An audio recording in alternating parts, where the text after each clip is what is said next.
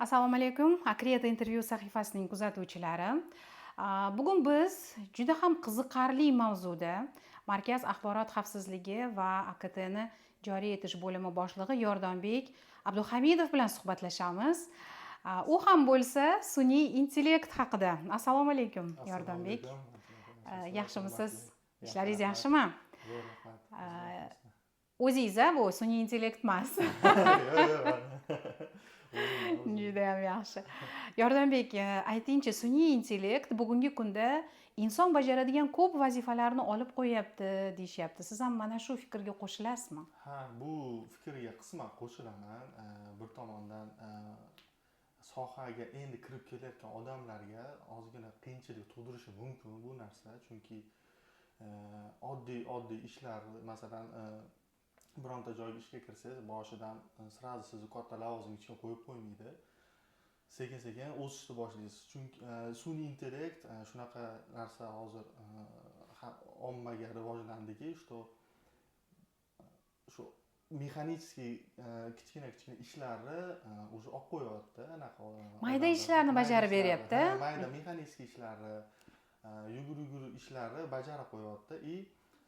Ko'p sohalarda shu sekin-sekin kirib kelyapti. Hamma sohaga u faqat mani soham deb o'tirish kerak emas bu yerda. Masalan, siz rassom bo'la, grafический, matbuot farqi yo'q. Любой sohaga, hamma sohaga kirib kelyapti bu narsa, chunki rivojlanish juda ham tez. Bu 2 yil oldin ko'rgan bo'lsangiz, antiqa videolar generatsiya qilayotgan edi. Haligi o'ylayotdingiz, bu hali rivojlanishiga ancha bor, lekin mana 2 yildan keyin o'zi ajrata olmaysiz qana haqiqiy hayotdan u videolar, chunki rivojlanish juda ham tez, texnologiyalar juda ham tez rivojlanyapti. No, bu yerda qo'rqish unaqa kerak emas. Agar sohani juda yaxshi qiziqsangiz, endi qiziqadigan soha, masalan, o'zingiz sohangiz bo'yicha ketsangiz, meditsina sohasi bo'yicha qiziqsangiz, o'zingiz rivojlansangiz, baribir sizga yetadigan bo'lmaydi.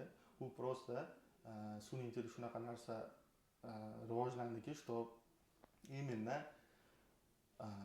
uncha yaxshi bilmaydigan sohani va sohasiga hali be'tiborlik berib faqat o'tirib oylikka ishlaydiganlar, shular qo'rqish kerak bo'ladi, chunki bular ishini bemalol sun'iy intellekt olib qo'yishi aniq olib qo'yadi, aniq olib qo'yadi. Shuning uchun rivojlanishda to'xtamanglar, hurmatli hamkasblar. Rivojlanish bu bizning sun'iy intellekt ajratib turadigan narsa, lekin u ham rivojlanyapti.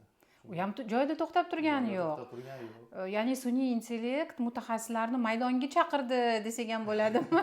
Maydonga chaqirdi, lekin aytib o'taman, baribir sun'iy intellektda improvizatsiya degan narsalar yo'q. Improvizatsiya shu odamga taalluqli narsa. Masalan, force majorlarda anaqa hodisalar sun'iy intellekt baribir bilmaydi. Именно mexanический bo'lishi mumkin bo'lgan narsalarni o'rnini egallashi mumkin. Doimiy bajarilib kelinadigan ishlarni qaysidir qismini. Yordambek, aytingchi, mana akkreditatsiya sohasida, bizning sohamizda sun'iy intellektni qaysi bir jabhada yordamchi sifatida foydalanishimiz mumkin? Umuman qayerda biz sun'iy intellektdan foydalana olamiz? Bu yaxshi savol. Bu yerda ham ikki xil yo'nalishda ketish kerak. Birinchisi, bu bizning mijozlar uchun sun'iy intellektni rivojlantirishimiz kerak. To есть, endi akkreditatsiyaga birinchi o'tadigan tashkilotlar, masalan, ular ko'p bilmaydi haligi sohani. Endi o'rganib, akkreditatsiya nimaligini, nimaga o'tish kerakligini, shunaqa joylarda sun'iy intellektni biz как chatbot deyiladi, bu haligi so'zlashuv chatida, masalan, savollar tug'ilsa, mana bu forma nima uchun, Y02lar nima, Y01 nima uchun, shunaqa savollar uchun mijozlarga haligi как operator rolini berish lavozim ko'ramiz. Keyin yana akkreditatsiya jarayonida tug'ilgan savollarga, masalan, yoki maslahatlar olishinglar mumkin. Maslahat deganda bu aniq, oldindan aytib qo'yaman, hali ishga tushirmadik, lekin ishga tushirganimizdan keyin oldin aytdik. sun'iy intellektni javobi baribir 100% to'g'ri bo'lmaydi. Hozir shu savolni bermoqchi edim, Yordambek. Sun'iy intellektni o'sha deylik operatorni javobini ham nazorat qilib boriladimi keyinchalik? To'g'rimi, noto'g'rimi javobi? Albatta, agar chatbotda gaplashsangiz yoki operator bilan gaplashganingizda baribir haqiqiy odam qo'shiladigan haqiqiy odam o'tirgan operator qo'shilish imkoni bo'ladigan mexanizm qilinadi bu обязательно. Bo'lmasam ba'zida sun'iy intellekt baribir hamma narsani bilmaydi. Bu soha ham juda ochiq soha emas. Bu o'ta chuqurlashgan professional soha hisoblanadi. Bu yerda bo'lishi mumkin bo'lgan hodisalar juda ham ko'p. Shuning uchun sun'iy intellekt hali bu sohaga uncha kirib kelgani yo'q va bu bunaqa maslahatni sekinroq ishlatish kerak bu sohada sun'iy intellekt. Bu mijozlar tomonidan, o'zimizni xodimlar tomoniga esa sun'iy intellekt minimal darajada yaratish kerak deb o'ylayman, chunki sun'iy intellekt hech qachon odamni o'rniga javob bermaslik kerak. Masalan, xulosa chiqarmaslik kerak odamni o'rniga. Faqat odam o'zi ko'rib, o'zi xulosani chiqarish kerak. Maslahat so'rash mumkin. Maslahatchi lavozimida sun'iy intellektni akkreditatsiyada ishlash mumkin. Undan tashqari ishlatish ba'zi taqiqlanadi desa ham bo'ladi. Sun'iy intellekt baholovchisi bo'lishi mumkinmi? Deylik, kelajakda nima deb o'ylaysiz? Baholovchi bo'lish uchun yo'q, hali bo'lishi mumkin, lekin yaqin orada menimcha hali sun'iy intellekt immuniy akkreditatsiya sohasiga baholovchi bo'lib kirishi, buning uchun bu baholovchi bo'lish uchun ko'z bo'lish kerak. Sun'iy intellekt ko'zi robotmi yoki kameralar o'rnatish kerak bo'ladi. Har tomonlama ko'rsatish kerak. Bu juda ham qiyin jarayon. Buni hali boshlanishiga не только O'rta Osiyo, hali Yevropa ham tayyor emas umuman bu narsaga, chunki Yevropa hozirgacha qog'oz shaklda ishlaydi, elektroniga uncha ishonmaydi, chunki elektronikadan bilasizlar juda ko'p haligi hacker naqalar hujumlari bo'ladi. Shuning uchun ko'p arxivlari даже Yevropa, o'sha Yaponiya, Koreyalarda ham jarayondagi xulosalar, ma'lumotlar hali ham qog'oz shaklda saqlanib keladi. Akkreditatsiya sohasidagi ma'lumotlar. Lekin o'sha o'zingiz aytib o'tganingizdek, sun'iy intellekt ham bir joyda turgani yo'q, u rivojlanib boryapti. Yaqinda ko'zi ham bo'lishi mumkin. Unda robotlar oldimizda yurganda o'shanda qo'rqish kerak emas. U ham yana bir bor aytib o'taman, agar sun'iy intellektdan qo'rqsangiz, bu degani siz o'zingiz sohangizni 100% tushunmaysiz yoki bilmaysiz degani deb o'ylayman. Men bizlarni IT sohaga ham bilasizlar, kirib kelgan hamma o'yladi, hozir programmistlarni yana kimdirlar ishini olib qo'yadi deb rosa gap so'zlar chiqdi, lekin bu narsaga boshida ishonmagandim, hozir ham ishonmayman, chunki odamni bu yerda ishtiroki juda ham katta, analiz qilish kerak, yoqmasligi mumkin, keyin sun'iy intellektda haligi token degan narsalar bor, tugab qoladi, keyin undan keyin xuddi haligi intellektni yarmiga bo'linib, o'sha sal boshqacha javob berib qolishi mumkin. Boshqacha aynib qoladi. Tushunmay qolishi mumkin savollaringiz, boshqa narsaga ketib qolishi mumkin. Shuning uchun hali rivojlanish hali bor, baribir ko'proq media tomoni rivojlanyapti, chunki statistika joyida rivojlanadi. Hozircha shu yo'nalishlarda ishlatish sun'iy intellektni jadal ishlatish boshlanib ketgan, statistika ma'lumotlar yig'ish, lekin ma'lumotlardan xulosa chiqarish meditsinalarda ham yangiliklarda ko'rib turasizlar, что sun'iy intellekt qanaqadir kasallikni bitta odamdan topib oldi, sun'iy intellekt yordamida maslahat so'rashyapti. Bu bir tomondan to'g'ri, lekin hozir ham siz o'sha xohlagan sun'iy intellektingizga savol bersangiz, u birinchi o'rinda haqiqiy shifokorga uchring deydi. Mana bunaqa baribir. Albatta. Shifokor emasman, men faqat maslahat deganda 100% maslahatga kirish kerak emas. Buni o'zingizlar analiz qilishinglar kerak. Qanchalik to'g'ri gapiryapti, qanchalik noto'g'riligini analiz qilib keyin baribir o'sha spetsialistga uchrashingiz kerak. Masalan, o'sha kasal to'g'risida bo'lsa, birinchi so'rab olishingiz mumkin. Misol qanaqa darajada ozmoz gaplarni tushunib olishingiz mumkin. Keyin doktorga borib, sal haligi o'zingizni bemalol tutib, mana shunaqa sun'iy intellektdan ham bir maslahat oldim. Qanchalik to'g'ri deb so'rashingiz mumkin, lekin sun'iy intellekt mana bunaqa dedi, siz bunaqa deyapsiz degan narsalar u juda xato hisoblanadi, chunki bu yerda ya'ni butunlay ishonib qolishimiz kerak yo'q, emas. butunlay ishonib bizda ham To'g'ri, hozir odamlar ancha bu sun'iy intellekt masalasida tushunchaga ega bo'lishdi. Unga to'liq ishonish kerak emasligini ham bilib borishyapti. Va sekin-sekin har bir soha vakili o'zini o'sha ish jabhasida kerakli miqdorda va kerakli o'rinlarda ishlatishni yo'lga qo'yapti. Mana siz aytib o'tganingizdek, biz akkreditatsiyada o'sha botlarda ishlatishimiz mumkin ekan va ichkaridagi ayrim masalalar yana qaysi joyda ishlatishimiz mumkin? O'sha statistikada ishlatishimiz mumkin. Statistika. Ma'lumotlarni yig'ganda, oxiri hozir biz akkreditatsiyani ishga tushirganmiz, bilasizlar, test rejimida, sinov rejimida. Bu yerda hozir o'rganilyapti elektron yo'nalish. O'rganilib уже haqiqiy rejimda ishga tushganda biz ma'lumotlar yig'ishni boshlaymiz elektronniy tarzda. Shu yerda уже shu yerda analizga berishimiz mumkin sun'iy intellekt. U ham mumkin. Hozircha bu ham faqat haligi chernovoy varianti turibdi qog'ozimizda. Sun'iy intellektni harakat qilamiz akkreditatsiya ichki jarayonni minimallashtirish, chunki bu Konfidensial ma'lumotlar bor ayrim. 100% baribir javob bermaydi sizni konfidensial ma'lumotingizni oshkor etmaslikka. Shuning uchun biz maksimal darajada harakat qilamiz sun'iy intellekt ichki o'zimizni ichki jarayonni ishlatmaslik. Siz mijoz tomoniga qulayliklar yaratib beramiz albatta. O'zimiz ichki tomonda baribir odamni salohiyati o'ta katta rol o'ynaydi.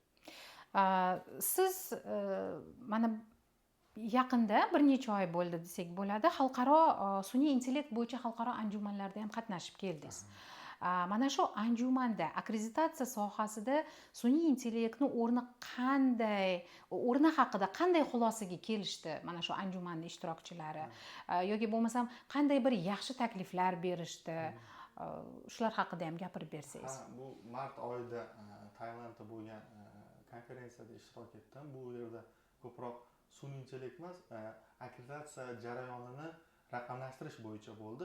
Orada sun'iy intellekt bo'yicha bir kun ajratildi. Shu hamma bu yerda o'sha APACga a'zo bo'lgan barcha davlatlardan o'sha IT muhandislari kelib, o'z savollarini berishdi. Juda ham ayniqsa shu sun'iy intellekt kunini ham kutib o'tirdi. Chunki haqiqatda aktual, dolzarb mavzu. To'g'ri. Ular ham mana shu pozitsiyani ushlashyapti. Qanaqa pozitsiya?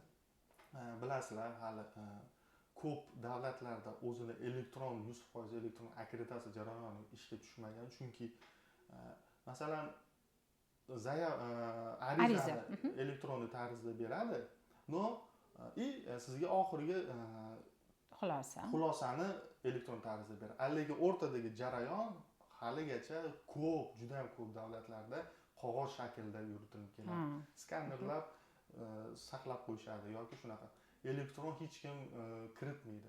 Shu yo'nalishni rivojlantirish uchun bo'lgan edi konferensiyada qisqa qilib aytib o'tib ketaman. Mana shu soha bo'yicha akkreditatsiya jarayonini elektron tarzda yaratish bo'yicha bu yerda birinchisi o'sha Jeff Rodel degan britaniyalik spetsialist bor edi. Shu kelib maslahat berdi va ogohlantirdi. Bu birinchisi juda qiyin bo'ladi dedi. Elektron tarzda o'tkazish. Chunki yillar davomida hamma ekspertlar, hamma baholovchilar, hamma xodimlar, mijozlar faqat qog'oz shaklda ishlab kelgan.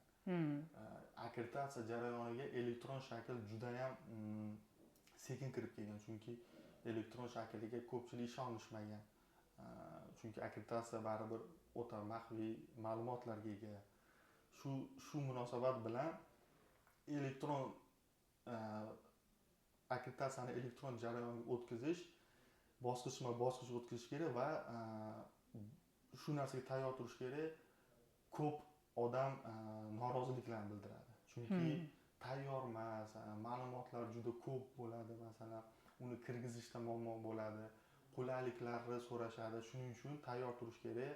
Ham xodimlar tomonidan, ham mijozlar tomonidan qiyinchiliklar bo'ladi. Bu bir. Ikkinchisi bosqichma-bosqich yo'lga tushirish. Masalan, biz faqat arizani turi bo'yicha bosqichma-bosqich amalga tushiryapmiz. Lekin jarayon o'zimiz ichki jarayon sizlarga bilinmaydi, mijozlarga, lekin o'zimizning xodimlarga bilinadi. Jarayonlarda o'zgarishlar juda katta. Ko'p xodimlar tezda o'rganib ketyapti. Ko'p xodimlar haligacha masalan savollar tug'ilib qiyin bo'ladi bu narsa adaptatsiya bo'lishga. Sun'iy intellekt bo'yicha ular oldindan shu dars boshlanishidan oldin sira avvalo aytishdi. Ular qarshi, Yevropa ittifoqi qarshi sun'iy intellektni umuman akkreditatsiya jarayonida ishlatishga. Ochiq oydin aytishdi sirada. Nimaga? Xuddi shu aytganimdek, bundan avval aytganimdek, bular odam rolini akkreditatsiyadan chiqarib olmaslikka harakat qilishadi. Chunki sun'iy intellektga ishonib qolmaslik, masalan, nomuvofiqlik oxirgi nomuvofiqlik berilganda uni sun'iy intellekt yozmaslik kerak, masalan. Albatta, u tahlillari, keyin jarayon ekspertizalarini sun'iy intellekt yozmaslik kerak hech qachon. Bu yerda biz siyosatlarni hozir ichki siyosatlar, axborot siyosatlarini qayta tuzib chiqyapmiz ichki xodimlar uchun. Sun'iy intellektni ichki jarayonda minimallashtirish haqida.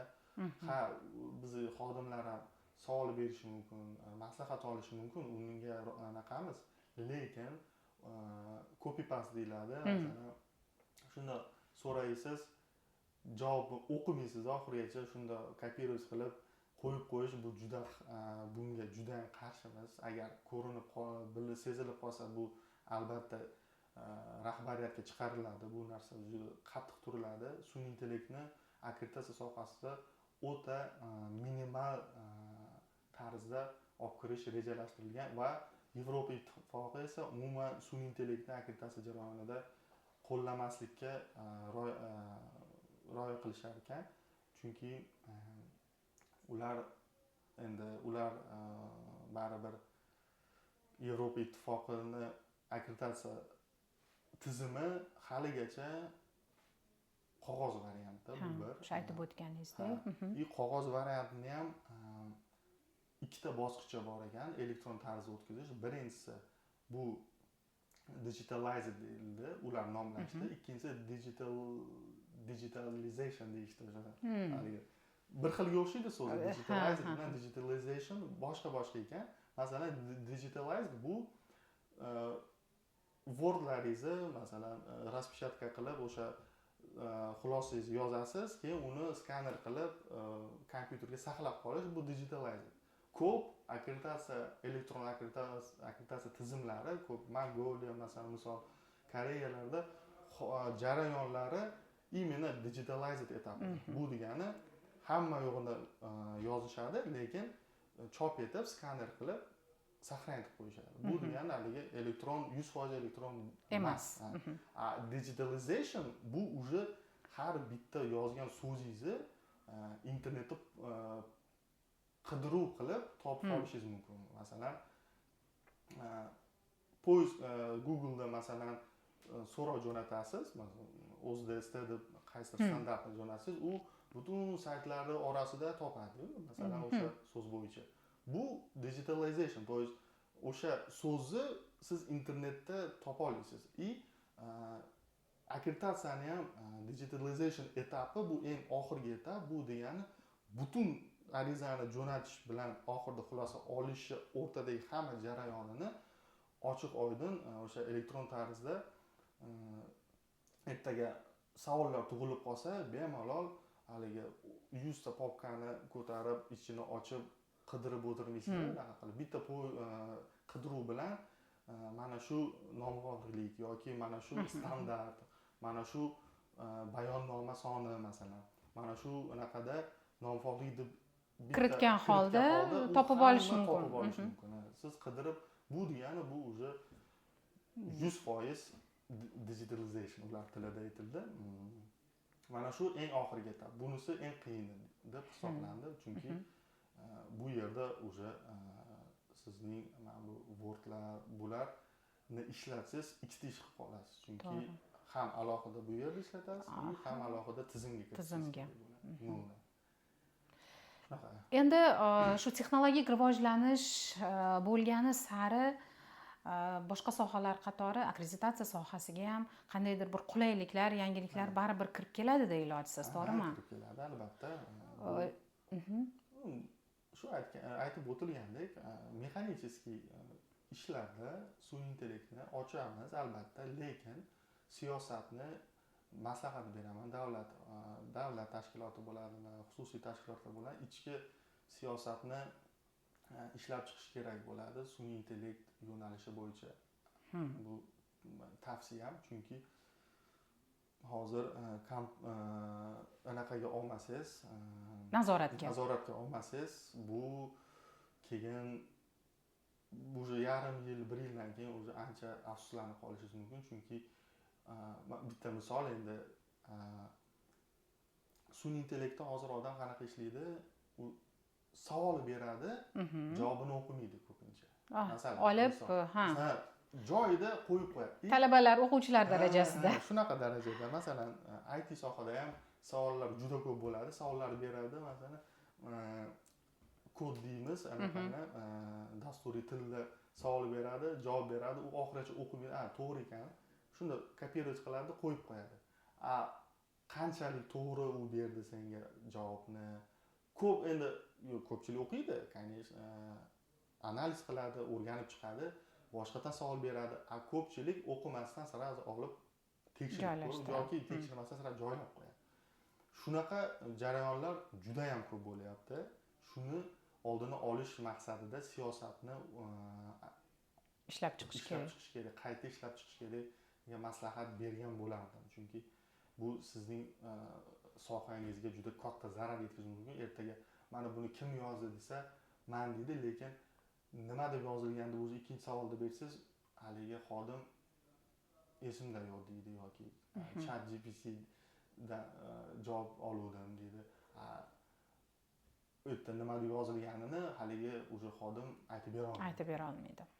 Shuning uchun o'zi javobgar to'g'ri u bo'ladi, lekin sun'iy intellektni to'nkab qo'yib, sun'iy intellekt bu yerda naborot teskarisi rol yordam berish o'rniga zarar yetkazib qo'yishi mumkin ishga, faoliyatga. Rahmat Yordambek, sizning fikrlaringiz biz uchun juda ham qiziq bo'ldi. Bir lahzaga bo'lsa ham akkreditatsiya sohasini vakillari yoki bo'lmasam boshqa soha vakillari sun'iy intellekt hamkasblarimiz bo'lar ekanda deb kutib turgan odamlar uchun bu sizni gaplaringiz o'ylantirib qo'yadi menimcha. Hali ham o'zimiz ishlar ekanmiz degan bir xulosaga kelishadi.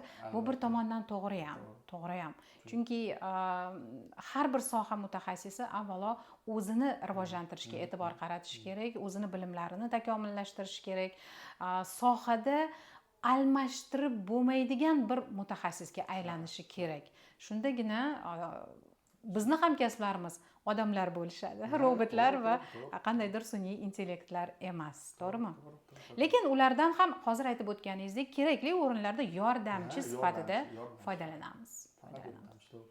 Rahmat Yordambek, eslatib o'taman, Akriyat intervyu sahifamizda bugun biz Markaz axborot xavfsizligi va AKTni joriy etish bo'limi boshlig'i Yordambek Abduhamidov bilan suhbatlashdik.